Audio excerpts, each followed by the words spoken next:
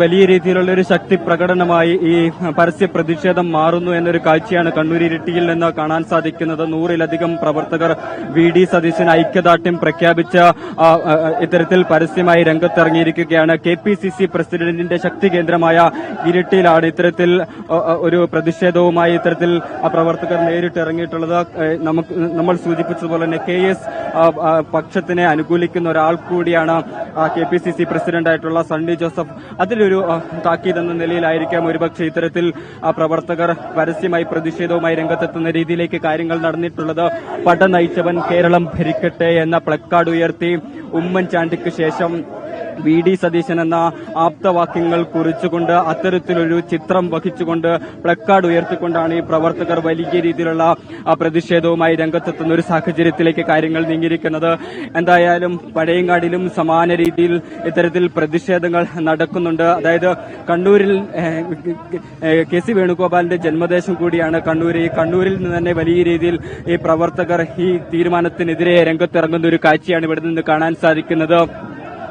ഇത്തരത്തിൽ ആളുകൾ സൂചിപ്പിച്ചത് ഇപ്രകാരമാണ്. അതായത് ഹൈക്കമാൻഡ് എന്ന് പറയുന്നത് ജനങ്ങളാണ്. ആ ജനങ്ങളെ അംഗീകരിക്കേണ്ട ചുമതല ധാർമ്മികമായും കോൺഗ്രസിനുണ്ട്. വി.ഡി. സതീശനാണ് ഇത്തരം വലിയ രീതിയിലുള്ള കഷ്ടപ്പാടുകൾ സഹിച്ച് ഈ ഒരു റിസൾട്ട് ഉണ്ടാക്കാൻ ശ്രമിച്ച ഏക വ്യക്തി. അതുകൊണ്ട് തന്നെ ഇത്തരത്തിൽ വി.ഡി. സതീശനാണ് ഈ സ്ഥാനത്തിന് ഏറ്റവും അർഹനായ എന്നുള്ള കാര്യമാണ് ഇവർ പ്രധാനമായും ഉന്നയിക്കുന്നത്. അതേ സമയത്ത് കണ്ണൂരിലാകട്ടെ കെ.സി. പക്ഷം പിടിമുറുക്കുന്ന ഒരു കാഴ്ച കൂടി നമുക്ക് കാണാൻ സാധിച്ചിട്ടുണ്ട്. പയ്യന്നൂരിലും തളിപ്പറമ്പിലും ഇരിക്കൂറിലും അതുപോലെ തന്നെ കണ്ണൂരിലും കെ.എസിനെ അനുകൂലിക്കുന്ന എം.എൽ.എമാരാണ് ഇതിനോടകം തന്നെ വിജയിച്ചു വന്നിട്ടുള്ളത്.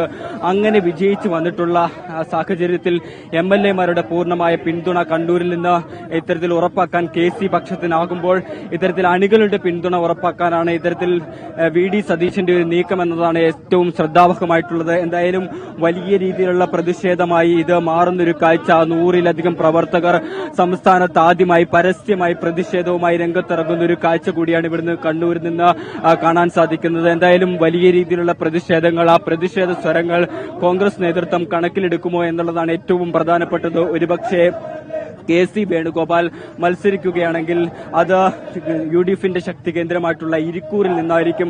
കഴിഞ്ഞ തവണ ഇത്തരത്തിൽ സജീവ് ജോസഫ് ഇത്തവണ വിജയിച്ചു വന്നത് 42,000 വോട്ടിന്റെ മൃഗീയ ഭൂരിപക്ഷത്തിലാണ്. അങ്ങനെ കോൺഗ്രസിനെ സംബന്ധിച്ചിടത്തോളം വലിയ ആധിപത്യമുള്ള കോൺഗ്രസിന്റെ കോട്ട കൊത്തള ഭൂമി കൂടിയാണ് ഇത്തരത്തിൽ ഇരിക്കൂർ.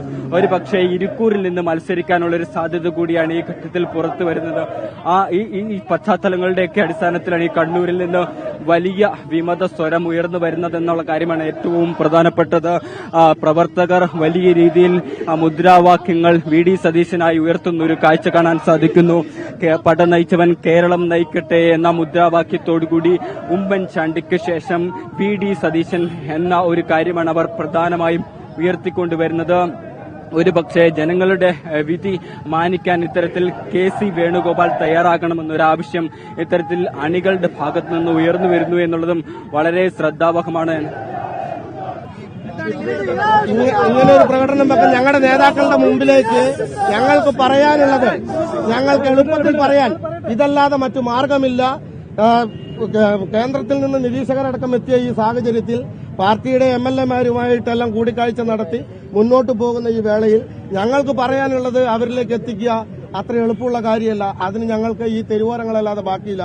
ഞങ്ങൾ വോട്ട് ചെയ്ത് ജയിപ്പിച്ച്, ഞങ്ങൾ പണിയെടുത്ത് ജയിപ്പിച്ച്, ഞങ്ങളെ വിശ്വസിച്ച് മുന്നിൽ നിന്ന് നയിച്ച നേതാവിന്റെ പേര് ഇന്ന് പുറകിലാണെന്ന് കേൾക്കുമ്പോൾ സാധാരണ ഒരു പാർട്ടി പ്രവർത്തകൻ എന്ന നിലയിൽ ഞങ്ങൾക്കിടയിൽ ചെറിയ മനോവിഷമമുണ്ടായി. ആ മനോവിഷമം ഞങ്ങള് കൂട്ടുകാരും ഒന്നിച്ച് ആലോചിച്ചപ്പോൾ അതിന് ഏറ്റവും നല്ല മാർഗം പ്രതിഷേധിക്കുക എന്നല്ലാതെ മറ്റൊരു മാർഗമില്ല. ഒരു നേതാവിനും ഞങ്ങൾ എതിരല്ല. ഒരു നേതാവിനെ ഞങ്ങൾ തടയാനോ അല്ലെങ്കിൽ ഒരു നേതാവിനോട് മോശം പറയാനോ അല്ല ഞങ്ങൾ ഇന്നിവിടെ ഈ പ്രതിഷേധ പ്രകടനം നടത്തിയത്. ഇത് ഞങ്ങൾക്ക് പറയാൻ, ഞങ്ങളുടെ നേതൃത്വത്തോട് ഞങ്ങൾക്ക് പറയാൻ ഏറ്റവും എളുപ്പത്തിൽ പറയാൻ പറ്റുന്ന ഒരു മാർഗം ഈ തെരുവോരമാണെന്ന് കണ്ടിട്ടാണ് ഞങ്ങൾ ഇങ്ങനെ ഒരു സമരത്തിന് ഇറങ്ങിയേക്കുന്നത്. ഇങ്ങനെയൊരു KPCC പ്രസിഡന്റും കൂടെ നാടാണ്. അദ്ദേഹം ഇവിടെ നാട്ടിലില്ല, അദ്ദേഹം പുറത്താണുള്ളത്. അദ്ദേഹം തിരുവനന്തപുരത്താണുള്ളത്. ഞങ്ങൾ KPCC പ്രസിഡന്റിനെ കണ്ട് പറയാനിരിക്കാൻ വേണ്ടിയിട്ട് ഇരിക്കുകയായിരുന്നു അന്ന്. പക്ഷേ അദ്ദേഹം ഇന്ന് ഇവിടെ സ്ഥലത്തില്ല. ഞങ്ങൾക്ക് നോക്കുമ്പോൾ, ഇന്ന് രാവിലെ നോക്കുമ്പോൾ മറ്റു മാർഗങ്ങളില്ല. കാര്യങ്ങൾ വേഗത്തിൽ പോകുന്നു എന്ന് ഞങ്ങൾക്കൊരു തോന്നലുണ്ട്.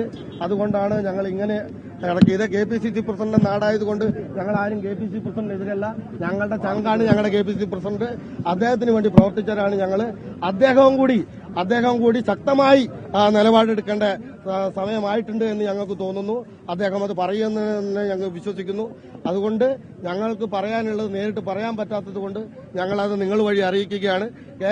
കേരളത്തിലെ ഈ 102 സീറ്റിന്റെ വൻ വിജയമുണ്ടായത് VD സതീശൻ എന്ന മാന്ത്രികനെ പോലെ ഈ മണ്ഡലത്തിൽ മുഴുവൻ ഓടി നടന്ന്, എല്ലാ മണ്ഡലങ്ങളിലും ഓടി നടന്ന് പ്രവർത്തിച്ച് അദ്ദേഹം നല്ല രീതിയിൽ ജാതിമത കോമരങ്ങളെല്ലാം അഴിഞ്ഞാടിയപ്പോൾ അതിനെതിരെ ശക്തമായി പോരാടിയതിന്റെ ഫലം കൂടിയാണ് ഈ 102 എന്ന ഒരു മാന്ത്രിക സംഖ്യ അദ്ദേഹത്തെ മുഖ്യമന്ത്രിയാക്കുക.